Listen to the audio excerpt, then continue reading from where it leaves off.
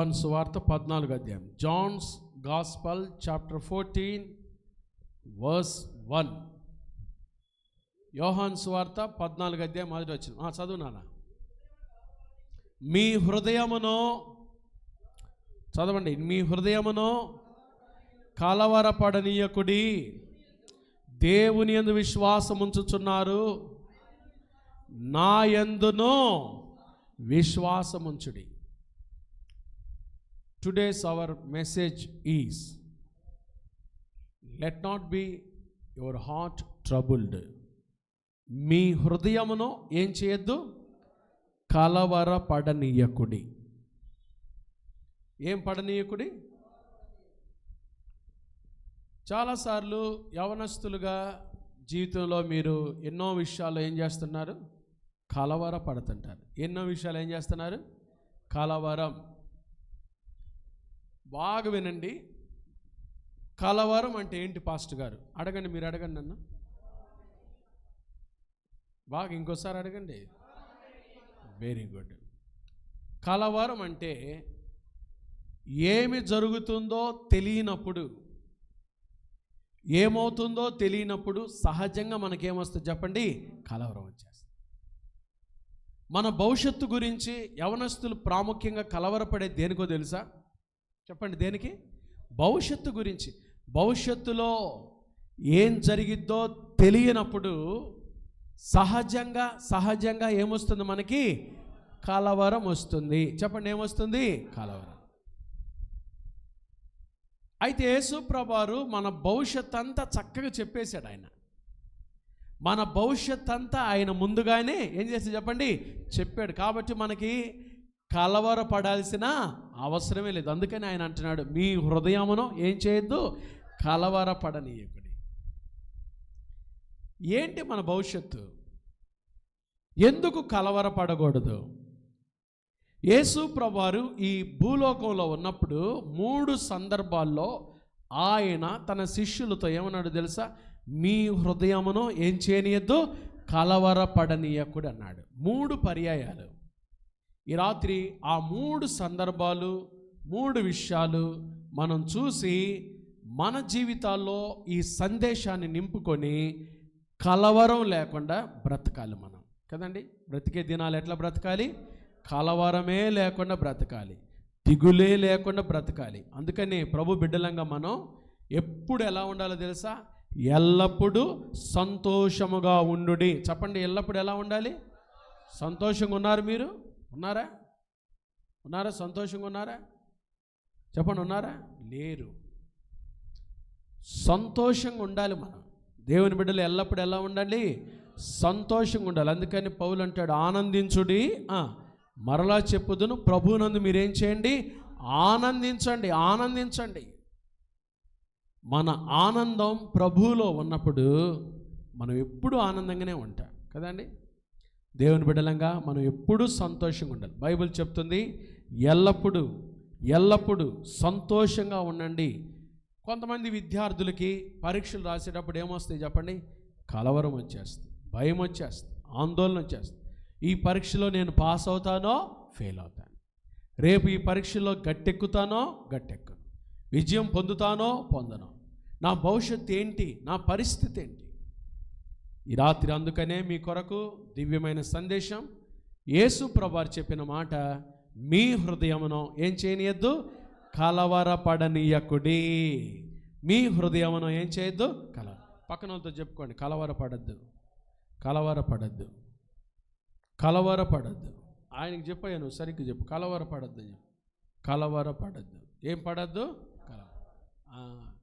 కలవరం అంటే రాత్రుల్లో నిద్రలో కలవరిస్తుంటారు, అది కాదు. కొంతమంది నిద్రలో ఏం చేస్తుంటారు చెప్పండి? బాల్ సరిగా వేయరా, నిద్రలో ఆ బాల్ సరిగా వేయలేదురా, అది కాదు. కలవరం అంటే ఆందోళన, కలవరం అంటే అయోమయం. భవిష్యత్తును గురించి ఏమవుతుందో తెలియనప్పుడు చాలాసార్లు మనం కలవరపడుతుంటాం, దిగులు పడుతుంటాం, భయపడుతుంటాం. అయితే యేసయ్య అంటున్నాడు, మీరు ఏం చేయొద్దు? ఎందుకు ప్రభు చెప్పాడు? యేసయ్య చెప్పాడు అంటే దాంట్లో విషయము ఉంటుంది, మనం నేర్చుకోవాల్సిన సత్యము ఉంటుంది. ఎందుకు యేసయ్య కలవరపడద్దన్నాడు? 3 సందర్భాల్లో అన్నాడు. కాబట్టి ఆ 3 విషయాలు ఈ రాత్రి మనం క్లుప్తంగా చూసుకుందాం. మొదటిగా లూకాసు వార్త 24వ అధ్యాయం. యేసు ప్రభువారు చెప్పిన మొదటి చూడండి, కలవరపడద్దనే మాట. లూకాసు వార్త 24వ అధ్యాయం. Luke's gospel chapter 24. లూకాసు వార్త 24వ అధ్యాయము 37వ వచనం, 37వ వచనం, 36 నుంచి చదువుకుందాం. వారు ఇలాగు మాట్లాడుచుండగా ఆయన వారి మధ్యన నిలిచి, మీకు సమాధానమవుగాకని వారితో అనెను. అయితే వారు దిగులుపడి భయాక్రాంతులై భూతము తమకు కనబడినని తలంచి, అప్పుడు ఆయన, మీరెందుకు కలవరపడుచున్నారు? మీ హృదయములలో సందేహములు పుట్టనేలా? నేనే ఆయనను అనుటకు నా చేతులను నా పాదములను చూడుడి, నన్ను పట్టి చూడుడి, నాకున్నట్టుగా మీరు చూచుచున్న ఎముకలను మాంసమును భూతమునకు ఉండవని చెప్పి తన చేతులను పాదములను వారికి చూశారండి. యేసు ప్రభువారు సిలువలో మరణించి సమాధి చేయబడి 3వ దినాన తిరిగి లేచాడు. లేచిన తర్వాత యేసు ప్రభువారి శిష్యులు ఆందోళనతో ఒక చోట కూర్చొని భయపడుతూ ఉంటే, పునరుద్ధానుడైన యేసయ్య, పునరుద్ధానుడైన యేసయ్య అంటే చనిపోయి సమాధి చేయబడి సమాధి గెలిచిన లేచిన యేసయ్య వారి మధ్యలోకి వెళ్ళి పునరుద్ధాన శరీరంతో వారి మధ్యలో నిలబడి మీకు సమాధానము కలుగునుగాక అంటే, శిష్యులందరూ ఏమైపోయారు చెప్పండి? భయపడిపోయి ఏమన్నారు? యేసయ్యను భూతం, భూతం, దెయ్యం. భూతం అంటే ఏమని చెప్పండి? ఆత్మ. భూతం అని ఏం చేశారు చెప్పండి? కేకలు వేశారు. యేసు ప్రభువారు అప్పుడు ఏమన్నాడు తెలుసా? ఎప్పుడేమన్నా తెలుసా? వారు దిగులు పడి భయాక్రాంతులై భూతము తమ కనబడిన తలంచారు. అప్పుడు ఆయన, మీరెందుకు కలవరపడుచున్నారు? మీ హృదయములలో సందేహములు పుట్టనేలా? యేసయ్య అంటున్నాడు చూశారు, ఎందుకు మీరు భయపడుతున్నారు? ఎందుకు మీరు కలవరపడుతున్నారు? నేను భూతాన్ని కాదు, ఇదిగో నన్ను చూడండి, నేను భూతాన్ని కాదు, దెయ్యాన్ని కాదు, దురాత్మను కాదు, నన్ను చూడండి. నేను మీ మధ్యలో జీవించి మీ కొరకై సిలువలో మరణించి సమాధి చేయబడి సమాధి గెలిచి లేచిన యేసుక్రీస్తును నేనే. చూడండి, ఎందుకు ఇంకా మీరు కలవరపడుతున్నారు? చూడండి, నా దేహాన్ని చూడండి, నా గాయాలు చూడండి, నన్ను చూడండి. నేను భూతమును కాదు, నేను సజీవుడునైన యేసుక్రీస్తును. చూడండి ఎంత బలమైన మాట. మనం ఆరాధించే దేవుడు సజీవుడు కాబట్టి మనం కలవరపడకూడదు. చెప్పండి, ఎవరు మనం ఆరాధించే దేవుడు? ఎవరు చెప్పండి? సజీవుడు. ఆయన సజీవుడు. యేసుక్రీస్తు సజీవుడైన దేవుడు. చెప్పండి, ఎవరైనా సజీవుడు. ఆయన ఆత్మ కాదు, భూతము కాదు. యేసయ్య సజీవుడు.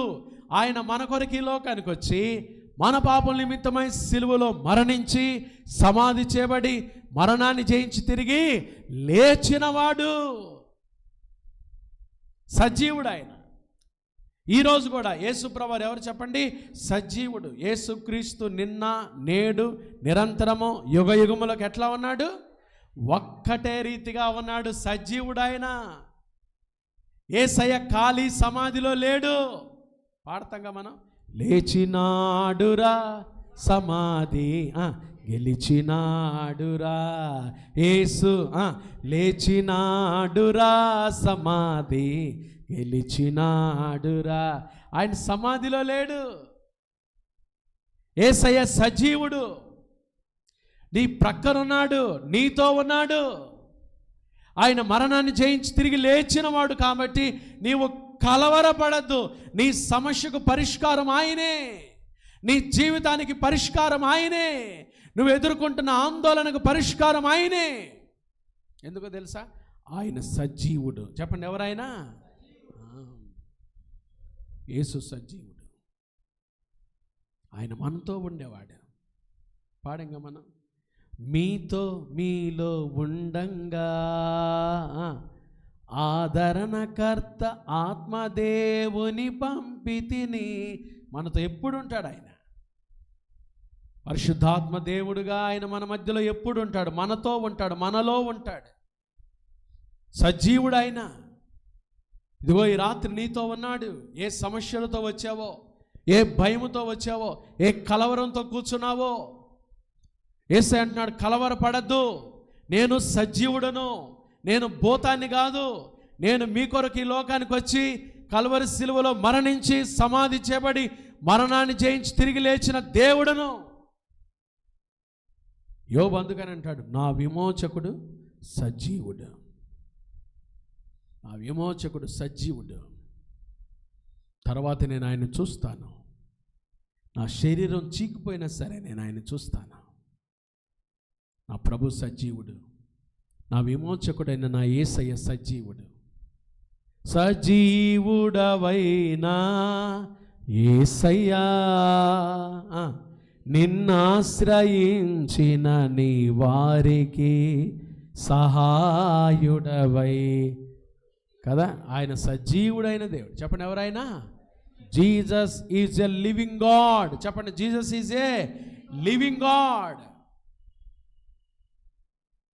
మన పితరులు లేరు ఈరోజు అబ్రహాము లేడు. ఎవరు లేరు చెప్పండి? ఇస్సాకు లేడు, యాకోబు లేడు, మోషే లేడు, దావీదు లేడు, పేతురు, యాకోబు, యోహాను, ఫిలిప్పు, తోమ, వీళ్ళెవరు లేరు. కానీ ఎవరున్నారు చెప్పండి? ఈరోజు యేసయ్య సజీవుడుగా ఉన్నాడు. ఆయన మరణాన్ని జయించి తిరిగి లేచినవాడు. ఇదిగో మృతుడునైతిని కానీ యుగ యుగములు ఏమై ఉన్నాను? సజీవుడునై ఉన్నాను. మనం ఆరాధించే దేవుడు నజరేయుడైన యేసుక్రీస్తు ప్రభువారు. ఆయన సజీవుడు. మన దేవుడు సజీవుడు కాబట్టి ఏ విషయంలో మనం భయపడటానికి వీల్లేదు, ఏ విషయంలో కలవరపడటానికి వీల్లేదు, ఏ విషయంలో ఆందోళన పడటానికి వీల్లేదు. ఆయన సజీవుడు కాబట్టి ఆయన మనకేం చేస్తాడు? ఖచ్చితంగా సహాయమో చేస్తాడు, ఖచ్చితంగా సహాయం చేస్తాడు. ఏ సమస్య కోసం ఎదురు చూస్తున్నావో, ఏ సహాయం కోసం ఎదురు చూస్తున్నావో, ఏ సహాయం కొరకై దేవుని సన్నిధికి వచ్చావో, ఏ సహాయం కొరకై ప్రార్థిస్తూ కనిపెడుతున్నావో, యేసు సజీవుడు కాబట్టి, యేసు మరణాన్ని జయించి తిరిగి లేచినవాడు కాబట్టి ఆయన నీ సమస్యలకు ఎవరు చెప్పండి? పరిష్కారం ఆయనే, పరిష్కారం ఆయనే. నీ భవిష్యత్తుకు సమాధానం ఆయనే, నీ సమస్యలకు పరిష్కారం ఆయనే. యేసయ్య సజీవుడు. చెప్పండి, ఎవరు? యేసయ్య సజీవుడు. నమ్ముతున్నావా? ఒక క్రిస్టియన్ ఒకసారి ట్రైన్లో ప్రయాణం చేస్తూ వెళ్తున్నాడంట. ఆయన ఎదురుగా ఒక నాస్తికుడు కూర్చున్నాడు, ఎథిస్ట్. ఎథిస్ట్ అంటే దేవుడు లేడని వాదించేవాడు. ఈయనేమో బైబిల్ తీసుకొని, క్రిస్టియన్ ఏమో బైబిల్ తీసుకొని చదువుతున్నాడండి. బైబిల్ తీసుకొని వెళ్ళటం మీకు ఎంతమందికి అలవాటు ఉంది? దేవుని బిడ్డలం మనం.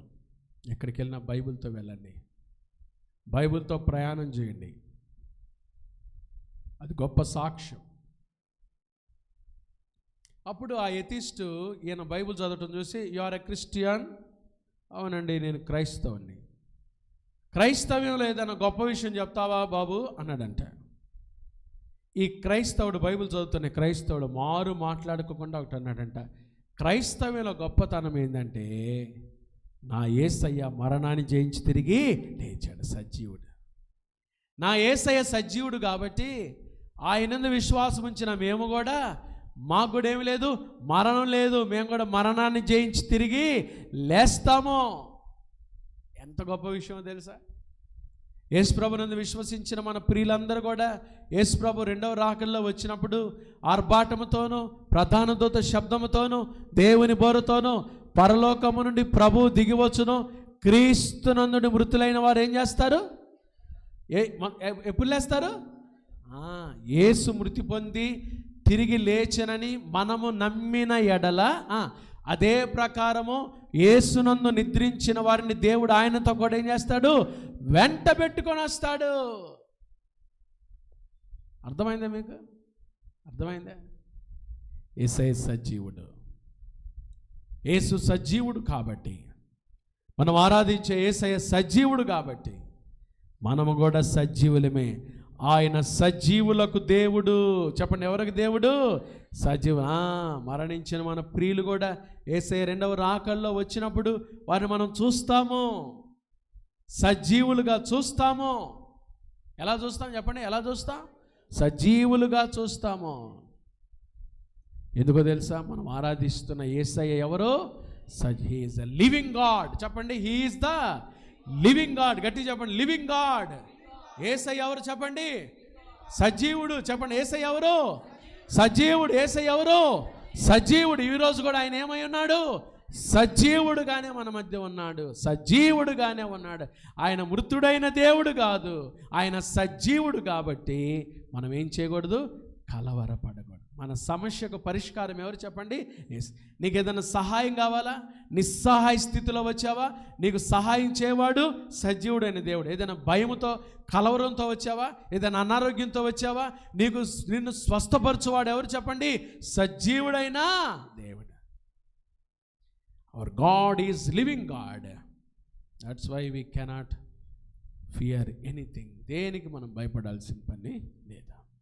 రెండోది చూడండి, యేసయ్య సజీవుడు కాబట్టి మనం కలవరపడకూడదు. రెండో మాట చూడండి, యోహాను సువార్త 14వ అధ్యాయం. John's gospel chapter 14 verse 27. యోహాను సువార్త 14వ అధ్యాయము 27వ వచనం. శాంతి మీకు అనుగ్రహించి వెలుచున్నాను, నా శాంతినే మీకు అనుగ్రహించుచున్నాను. లోకం ఇచ్చున్నట్టుగా నేను మీకు అనుగ్రహించట్లేదు. మీ హృదయమును కలవరపడనీయకుడి, వెరవనీయకుడి. రెండవది యేసయ్య అన్నాడు, మీరు కలవరపడద్దు. ఎందుకో తెలుసా? నా శాంతినే నేను మీకు అనుగ్రహించి వెలుచు. I give my peace unto you. మొదటిదిగా ప్రభు అన్నాడు, మీరు కలవరపడద్దు. ఎందుకో తెలుసా? నేను సజీవుడను. రెండవదిగా ప్రభు అంటున్నాడు, మీరు కలవరపడద్దు, మీరు దిగులు పడద్దు, మీరు ఆందోళన పడద్దు, మీరు చింతించద్దు. ఎందుకో తెలుసా? నేను నా శాంతినే మీకు అనుగ్రహించి వెలుచున్నాను. I give my peace unto you. ఆయన శాంతి, యేసయ్య శాంతి ఎంత గొప్పదో తెలుసా? ఆయన శాంతి ఎంత గొప్పదో తెలుసా? ఆయన శాంతి నీకు నాకు ఇచ్చాడు కాబట్టి మనం కలవరపడకు. ఏంటి శాంతి? ఏంటి సమాధానము? I give my peace. నా శాంతి ఇది లోకం ఇచ్చే శాంతి కాదు. ఎడన్న శాంతి రిలయన్స్ మార్కెట్లో దొరికేదా? చెప్పండి, దొరికేదా? శాంతి, సమాధానం, నెమ్మది, పీస్ అనేది ఏడన్న మార్కెట్లో దొరికేదైతే మనకు దొరకనిచ్చేవారు కాదు ఉన్నవాళ్ళు. అంబానీ పోయి మొత్తం కొనేసుకొని ఇంట్లో పెట్టుకునేవాడే, టాటా బిర్లా పోయి మొత్తం కొనేసుకొని ఇంట్లో పెట్టుకునేవాళ్ళే. అసలు వాళ్ళకు కూడా దొరికేది కాదు, వాళ్ళే కొట్టుకుంటూ ఉండేవాళ్ళే. కానీ దేవుని స్తోత్రం, శాంతి ఎక్కడుంది? శాంతి ప్రదాత అయిన యేసయ్య దగ్గర ఉంది. Prince of peace. ఆయన అంటున్నాడు, I give my peace unto you. నేను నా శాంతి మీకు అనుగ్రహించి వెళుచున్నాను కాబట్టి మీరు కలవరపడదు. ఏంటి పాస్టర్ గారి శాంతి? ఒకసారి ఒక విలేకరు అడిగాడంట అమితాబ్ బచ్చన్. ఎవరిని అడిగాడు? అబ్బా, అట్లాంటి ఏంటి బలి గుర్తుంటుంది మీకు. అసలు అమితాబ్ బచ్చన్ అడిగాడంట. ఏమని అడిగాడు తెలుసా? సార్, మేము అనుకుంటున్నాం మీకు చాలా డబ్బులుంది, you have so much money, so much fame, పేరు ప్రఖ్యాతులు ఉన్నాయి, మంచి ధనం ఉంది, కాబట్టి మేము అనుకుంటున్నాం మీ దగ్గర చాలా పీస్ ఉందని. అని అంటే అమితాబ్ బచ్చన్ అన్నాడంట, పీస్ అనే మాటకు స్పెల్లింగ్ తెలుసు కానీ నాకు పీస్ అనే మాటకి ఏం తెలీదు, మీనింగ్ తెలియదు అని అన్నట్టు. I know the spelling of peace but I didn't know the meaning of peace. శాంతి అనే మాటకు స్పెల్లింగ్ తెలుసు కానీ నాకు మీనింగ్ తెలియదండి. ఏంటి శాంతి? లోకంలో ఎక్కడ లేని శాంతి యేసు ప్రభు దగ్గరే ఉంది. ఒక ఆయన అంట నవ్వుకొని చాలా సంవత్సరాలు అయిందంట. నవ్వి ఎన్ని సంవత్సరాలు? ఈరోజు చాలామంది నవ్వలేకపోతున్నారు. నవ్వటం తొదకు వ్యసనం అయిపోయింది కొంతమందికి. ఒకడు పైకి నవ్వుచుండెనను హృదయంలో పుట్టెడు దుఃఖం ఉంది. డాక్టర్ దగ్గరికి వెళ్ళాడంట, మానసిక డాక్టర్ దగ్గరికి. ఇప్పుడు వాళ్ళు ఎక్కువైపోతున్నారు, సైకాలజీ డాక్టర్స్.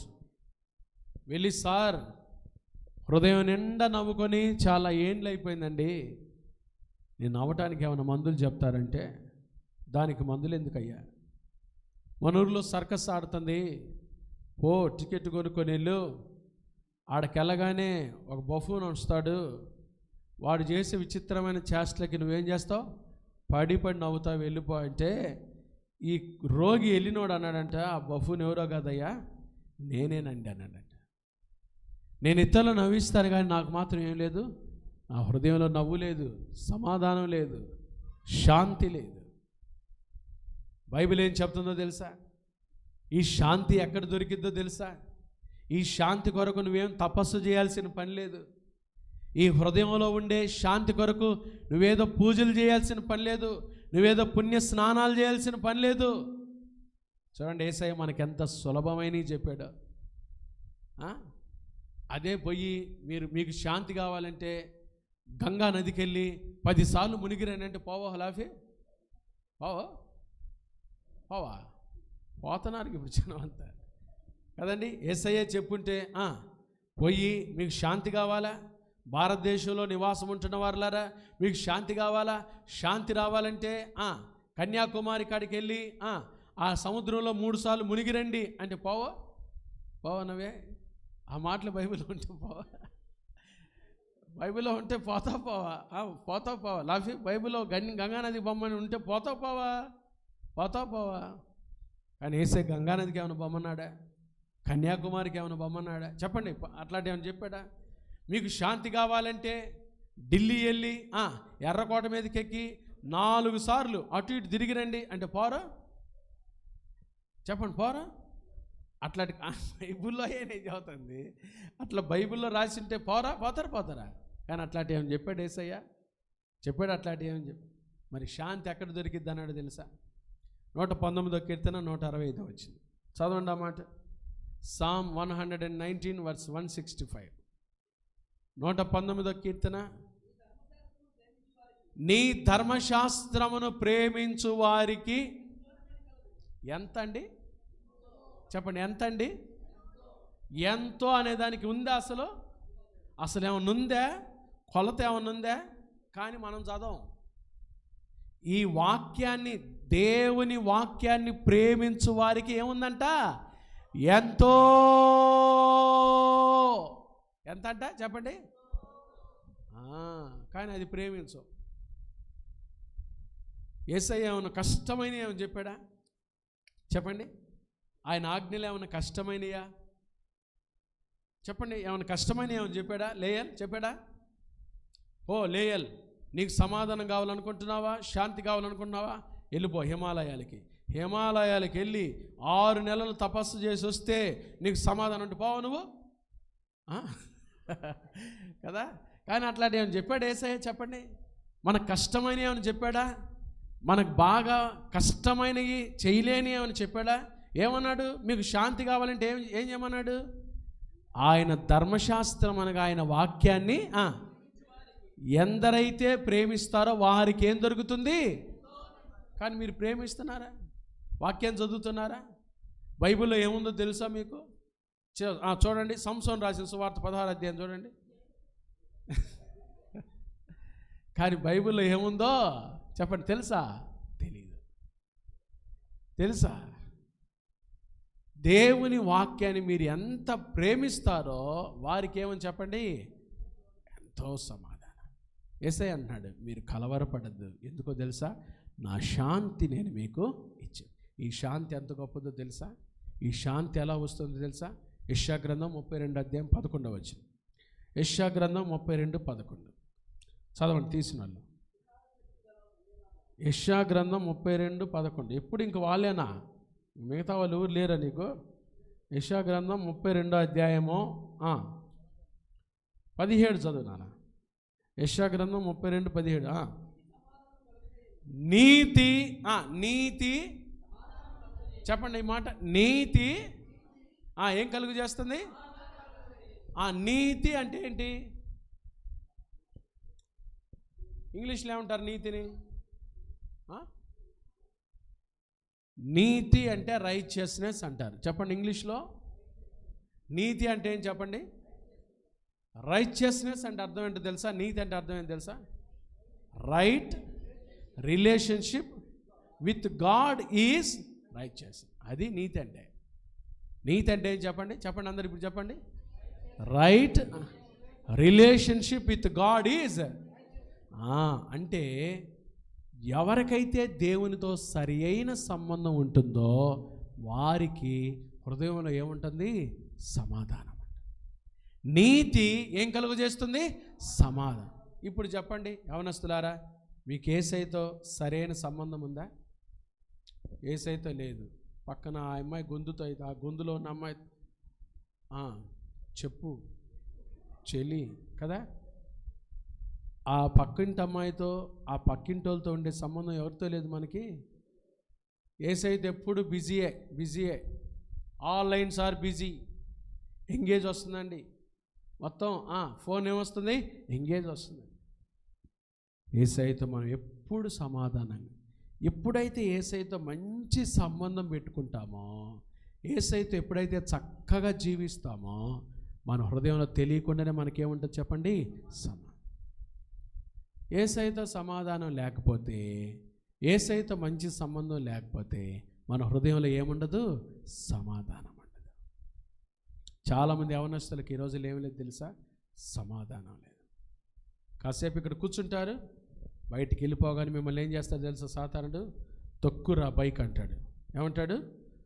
తొక్కురా బైక్. ఏడకి? పదరా మేఘనాకి వెళ్దాం, పదరా ఇటు పోదాం, పదరా ఈ ఊరు చివరి పోదాం, పదరా ఈ ఊరు చివరి పోదాం, పదరా కారం చెడు పోదాం, పదరా కారం పొడి పోదాం. ఊరకొండరు కొంతమంది, ఊరకొండరు. దుష్టులకు ఏముండదంట? నెమ్మది ఉండదు అని నా దేవుడు సెలవిచ్చుచున్నాడు. వారు ఎలా ఉంటారో తెలుసా? బైబిల్లో వాళ్ళ గురించి ఒక మాట చూడండి. వాళ్ళు ఎలా ఉంటారో తెలుసా? చూడండి అమ్మా, వాళ్ళు ఎలా ఉంటారు? దుష్టులు ఎలా ఉంటారో తెలుసా? వారు కదలుచున్న సముద్ర తరంగములను పోలి ఉంటారు. చెప్పండి ఎలా ఉంటారంట? కదలుచున్న. చూడండి యెషయా గ్రంథం 57 అధ్యాయం 20 వచనం. యెషయా గ్రంథం 57 అధ్యాయం 20-21 వచనాలు చదవండి. యెషయా గ్రంథం 57 అధ్యాయము 20-21 వచనాలు. భక్తిహీనులు 20 వచనం చదవండి. యెషయా గ్రంథం 57-20. భక్తిహీనులు కదలుచున్న సముద్రం వంటి వారు, అది నిమ్మలింపనేరదు, దాని జలములు బురదను మైలను. చూడండి భక్తిహీనులు ఎలా ఉంటారంట? సముద్రం ఎప్పుడు ఎలా ఉంటుంది చెప్పండి ఎలా ఉంటుంది? ఎప్పుడు చూశారు సముద్రం చూసిన వాళ్ళు చేతులు ఎత్తండి. లేయలు చూడలేదు, సముద్రాన్ని చూడలేదు ఇంతవరకు. రేపు తీసుకెళ్ళండి అయ్యా ఇన్ని. ఇంతవరకు చూడలేదా? See you didn't see. Oh sorry. భక్తిహీనులు ఎలా ఉంటారంటే చెప్పండి? కదులుచున్నా ఎలా ఉంటారు? సముద్రం ఎప్పుడు ఎలా ఉంటుంది? మౌనంగా ఉంటుందా? ఎప్పుడు ఎలా ఉంటుంది? మన విశాఖపట్నంలో కూడా మన వాళ్ళు టూరిస్ట్ స్పాట్ కోసం ఒకటి పెట్టారు. ఏ బ్రిడ్జి ఒకటి పెట్టారు. రోడ్డు మీకు ఏమైంది? మళ్ళీ 2 రోజులకి ఏమైంది చెప్పండి? ఎవడెక్కి ఉంటాడు ఆడు? మన వాళ్ళు మామూలు వాళ్ళ అదన్నా ఉండాలి, నేనన్నా ఉండాలి అనుకుంటారుగా మన వాళ్ళు. ఎవరెక్కారో సగం ఊడి ఆడకపోయిందంట, సముద్రంలో పోయింది. సముద్రం ఎప్పుడు ఎలా ఉంటుందో తెలుసా? హైలో. భక్తిహీనులు కూడా కొంతమంది ఎలా ఉంటారు తెలుసా? మీలో కూడా ఉన్నాడు అట్టటోడు. ఎట్టుంటారు? ఎప్పుడు ఇంట్లో కూర్చోడు అసలు. రాత్రి 10 మేము నిద్రపోతాం పాస్టర్ గారు అన్న వాళ్ళ చేతులు ఎత్తండి. నిజం మనస్సాక్షితో అబద్ధాలు ఆడద్దు దయచేసి. Vamshi, don't tell lies. రాత్రి 10 నేను పడుకుంటాను పాస్టర్ గారు అన్నవాళ్ళు. నిజంగా రాత్రి 11 మేము పడుకుంటాం పాస్టర్ గారు అన్నవాళ్ళు. రాత్రి 12ంటికి అలా పడుకుంటా. 12 దాకా ఏం చేస్తారు? ఒక రోజు మారాలి, మీకు డేట్ మారాలి. ఏం చేస్తారా? ఇదే కదులుతుంటారు, నెమ్మది ఉండదు, కదులుతుంటారు. ఫోనుల్లో ఆ ఇళ్ళ దగ్గర, పిల్లల దగ్గర, కొట్ల కాడ కూర్చొని ఏం చేస్తుంటారు? కదులుతుంటారు. దేవుని బిడ్డలు అట్లా ఉండకూడదు. డిసిప్లిన్ ఉండాలి. ఉదయం లేవాలి, చకచక పనులు చేసుకోవాలి, చదువుకోవాలి, టైంకు పడుకోవాలి. డిసిప్లిన్ ఉండాలి. దేవుని బిడ్డలకు ఒక మంచి డిసిప్లిన్ ఉండాలి, గైడెన్స్ ఉండాలి కదా. కాబట్టి దేవుని బిడ్డలు మనం ఎప్పుడైనా దేవుని సహవాసంలోకి వస్తే అప్పుడు మనకేముంటుంది? సమాధానం ఉంటుంది. మూడోది, యేసయ్య కలవరపడద్దన్నాడు. ఎందుకో చూడండి. ఒకటి, నేను సజీవుడను, మీరు కలవరపడద్దు. రెండవది, నా శాంతి మీకు ఇచ్చాను, కలవరపడద్దు. మూడోది, యోహాను సువార్త 14వ అధ్యాయము 2వ వచనం, మొదటి 2 వచనం. మీ హృదయమును కలవరపడనీకుడి, దేవుని యందు విశ్వాసం ఉంచున్నారు, నా యందును విశ్వాసం ఉంచుడి. నా తండ్రి ఇంట అనేక నివాసములు కలవు, లేని యెడల మీతో చెప్పుదును. మీకు స్థలము సిద్ధపరచ వెళ్ళుచున్నాను. నేను వెళ్ళి మీకు స్థలము సిద్ధపరిచిన యెడల నేనుండు స్థలములో మీరును ఉండలాగున మరల వచ్చి నా యొద్ద ఉండటకు మిమ్మును తీసుకొని. మూడోది యేసయ్య అంటున్నాడు, మీకు స్థలము సిద్ధపరిచాను కాబట్టి మీరు కలవరపడద్దు. యేసు ప్రభునందు విశ్వసించిన మనందరికీ ఆయన ఏం సిద్ధపరిచాడు? ఇప్పుడు జగనన్న అందరికీ ఏమి ఇస్తున్నాడు? స్థలాలు కాదు, ఇల్లు కూడా ఇస్తున్నాడు. ఇటులేదా? ఇల్లు లేని వారందరికీ ఏమి ఇస్తున్నాడు? ఇచ్చాడా లేదా? మీకు దొరికినాయా? ప్లాట్లు దొరికినాయా? ఇక్కడ స్థలం ఉన్నా లేకపోయినా, బాగా వినండి ఈ మాట, ఇక్కడ స్థలం ఉన్నా లేకపోయినా యేసు ప్రభునందు విశ్వసించిన మనందరికీ పరలోకంలో ప్రభు ఏం కట్టాడో తెలుసా? మీకు స్థలము అనే మాటకి ఇంగ్లీష్లో మ్యాన్షన్స్ అంట, భవనాలు గట్టి పెట్టాడంటే. ఏం కట్టాడు? భవనాలు. మ్యాన్షన్స్ అంటే మంచి భవంతులు. యేసు ప్రభునందు విశ్వసించి ఆయన కొరకు జీవించిన మనందరి కొరకై పరలోకంలో ఏం గట్టి పెట్టాడు యేసయ్య? మీకు స్థలము సిద్ధపరచ వెళ్ళుచున్నాను. మంచి మంచి స్థలాలు ఉన్నాయి. ఏ స్థలాలు ఉన్నాయి? చెప్పండి, ఏ స్థలాలు ఉన్నాయి? మంచి మంచి స్థలాలు ఉన్నాయి పరలోకంలో మన కోసం. ఉందా? నీకుందా? ఉందా? పాడతాం కదా, నీకొక తెల్లంగి, నాకొక తెల్లంగి, దైవ పిల్లలకు తెల్లంగి, నేను చేరేదా తెల్లంగి ధరించుకొని చుట్టూ చుట్టూ తిరిగి వచ్చేదా, మోక్షంలో నేను మోక్షం చేరేదా, తెల్లంగి ధరించుకొని చుట్టూ చుట్టూ తిరిగి వచ్చేదా. నీకొక వాయిద్యం, నాకొక వాయిద్యం, దైవ పిల్లలకు వాయిద్యం, నేను మోక్షం చేరేదా, వాయిద్యం వాయించుకుంటూ చుట్టూ చుట్టూ తిరిగి వచ్చేదా. నీకొక కిరీటం, నాకొక కిరీటం, దైవ పిల్లలకు కిరీటం, నేను మోక్షం చేరగా కిరీటం ధరించుకొని చుట్టూ చుట్టూ తిరిగి వచ్చేదా. కిరీటాలు ఎట్లున్నాయో మన కోసం యేసయ్య ఏం సిద్ధపరిచాడు? మంచి భవంతులు ఉన్నాయి. పరలోకంలో ఏమున్నాయి చెప్పండి? మంచి పరలోకము సిద్ధపరచబడిన స్థలము సిద్ధపడిన వ్యక్తులకు మాత్రమే. Heaven is a prepared place for prepared people only. ఇప్పుడు యూత్ మీటింగ్కి రావడానికే మీరు ఇంటికాడ ఏం చేశారు? ప్రిపేర్ అయ్యి వచ్చారు. ఇంత పౌడర్ కొట్టుకొని కదా, పౌడర్ కూడా కొట్టమా నువ్వు? ఏమో అంత కష్టం. పౌడర్ కనపడలేదా? హ్యాపీ పక్కనే పెట్టు, ఆ పిల్ల పక్కనే పెట్టు, రేపు నుంచి కనబడేటట్టుగా. కనబడట్లేదు ఇక్కడికి రావటానికే మీరు ఎంత సిద్ధపడి వస్తామా కదండి. ఏడన్నా ఊరికి వెళ్ళటానికి ఎట్లా సిద్ధపడతాం? లేయాలి, సిద్ధపడవా? మరి పరలోకం వెళ్ళటానికి, యేసే దగ్గర యుగాలు ఉండటానికి ఏం చేయాలి? We have to prepare. ఏంటి సిద్ధపడటం అంటే? ఊరికి వెళ్ళటానికి ఇప్పుడు ట్రైన్లో మనం గుంటూరు వెళ్తున్నాం, ఏం చేస్తాం చెప్పండి? ట్రైన్లో గుంటూరు వెళ్తాం, ఏం చేస్తాం? టికెట్ తీసుకుంటాం. ఎలాగని ఏం చేస్తాం? ఎప్పుడైనా టికెట్ లేని ప్రయాణాలు చేస్తారా? చెప్పండి, టికెట్ లేని ప్రయాణం చేస్తారు. నేరం అది కదా, ఇట్స్ ఎ క్రైమ్. పట్టుకుంటారు పోలీసులు, టీసీ పట్టుకుంటాడు. చేయకూడదు అట్లాంటి. ఊరికి వెళ్ళటానికి టికెట్ యేసు ప్రభు దగ్గరికి వెళ్ళటానికి టికెట్ ఏంటో తెలుసా? మొదట రక్షించబడాలి. యేసుక్రీస్తు ప్రభుని సొంత రక్షకునిగా అంగీకరించాలి. పాస్టర్ గారు, రక్షించబడటం అంటే ఏంటి చెప్తా చూడండి. ఇట్లా మీ 5,000 చూపించండి, మీ 5,000 చూపించండి. యేసు ప్రభువారు నా కొరకు ఈ లోకానికి వచ్చాడు. చెప్పండి, యేసు ప్రభువారు నా కొరకు ఈ లోకానికి వచ్చి నా పాపం కొరకై సిలువలో మరణించాడు, నా కొరకై మరణాన్ని జయించి తిరిగి లేచాడు, నా కొరకై తిరిగి రానయ్యున్నాడు. నేను యేసయ్యతో యుగ యుగాలు ఉండబోతున్నాను. ఇది రక్షణ అంటే. రక్షించబడటం అంటే బిలీవ్ జీసస్. యేసు ప్రభువారు నా కొరకు ఈ లోకానికి వచ్చాడండి, నా పాపం కొరకై సిలువలో మరణించాడు, సమాధి చేయబడ్డాడు, మరణాన్ని జయించి తిరిగి లేచాడు, మరలా నా కొరకై తిరిగి రానయ్యున్నాడు. యుగ యుగాలు నాతో ఆయనతో ఉండటానికి నేను ఆయనతో పాటు వెళ్ళబోతున్నాను. ఈ లోకంలో ఉండేది కొద్ది కాలమే.